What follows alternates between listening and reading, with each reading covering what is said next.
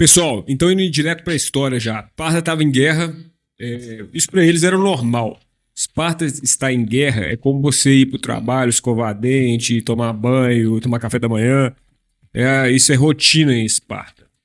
Então, mais uma vez, Esparta estava na guerra e chegou um mensageiro para dar notícias sobre os guerreiros. A história é muito parecida com a primeira, eu sei.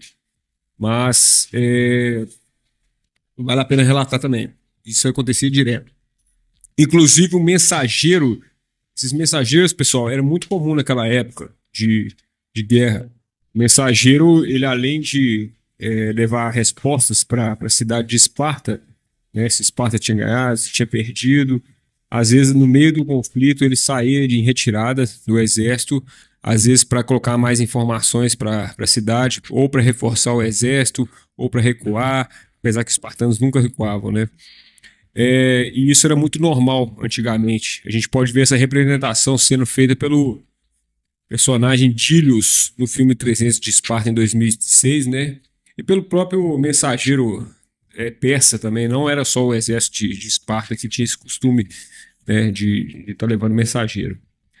Então, voltando à história. O mensageiro volta para Esparta e uma mãe espartana chega perto dele, né, e pergunta: queria saber se o exército espartano ganhou. Se Esparta saiu vitoriosa nessa guerra. E o mensageiro já entra em prantos. Oh, senhora espartana, oh, senhora espartana. Infelizmente, você perdeu seus 5 filhos na guerra. Perdeu os 5 que estavam lutando contra o inimigo, mas não teve jeito, eles acabaram morrendo. E a mulher espartana responde ao mensageiro: não seja tolo, não estou perguntando sobre meus 5 filhos. Estou perguntando se Esparta saiu vitoriosa. E o mensageiro olhando meio sem graça: sim, Esparta saiu vitoriosa. Então, ótimo. Agora estou feliz. Ponto final. Pessoal, cabuloso, né? A frieza da mãe espartana. E a gente pega esse lado do exército espartano de uma forma muito brutal. Porque a gente vê que realmente não eram pessoas comuns. Não tinham coração, não tinham sentimento. Praticamente na hora da guerra, na hora do campo de batalha, o que valia a pena era a vitória de Esparta, não importava família, filho, Esparta estava acima da família naquela época, naquela tradição, naquele país.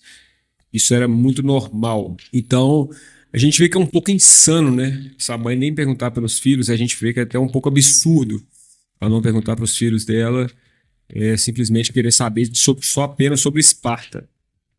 E é uma crítica, sim, porque é um pouco de falta de humanidade. Apesar que quem estuda sobre o assunto dos espartanos sabe que os espartanos eles tinham uma bipolaridade dual, dividida, muito bem definida, uma linha muito bem definida entre o lado sentimental de proteção da família, de estar com a família, de ser amoroso, de estar com os amigos ali, aquela fidelidade espartana, e ao mesmo tempo aquele lado animal, aquele lado lacerante de batalha, parecia uma máquina mesmo de guerra, sem sentimento, sem emoção, quando ia para o campo de batalha. Então a gente sabe que eles sabiam dividir bem esses dois lados, né?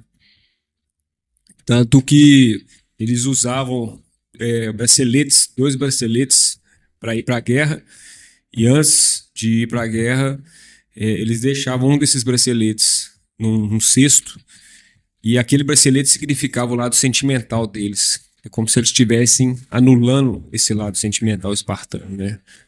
E aí, ao final da guerra, quem não recuperasse, fosse recuperar o seu bracelete, praticamente era dado como morto, né?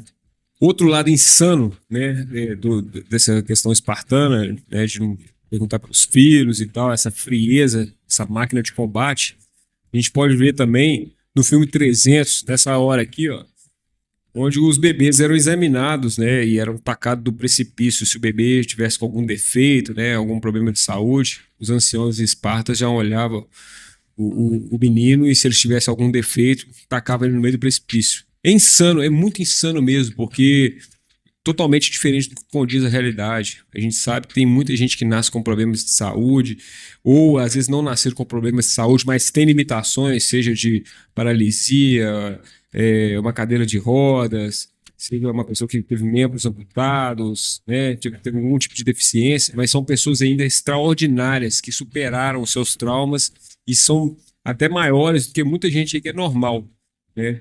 Então, mesmo com a vida limitando, com as capacidades limitantes da vida, essas pessoas são extraordinárias, elas nunca desistiram, elas nunca pararam, apesar de já ter nascido com um defeito, uma deformidade, ou ter ficado deformado ou sequelado no meio da vida, né? Seguir em frente, apesar dessas batalhas.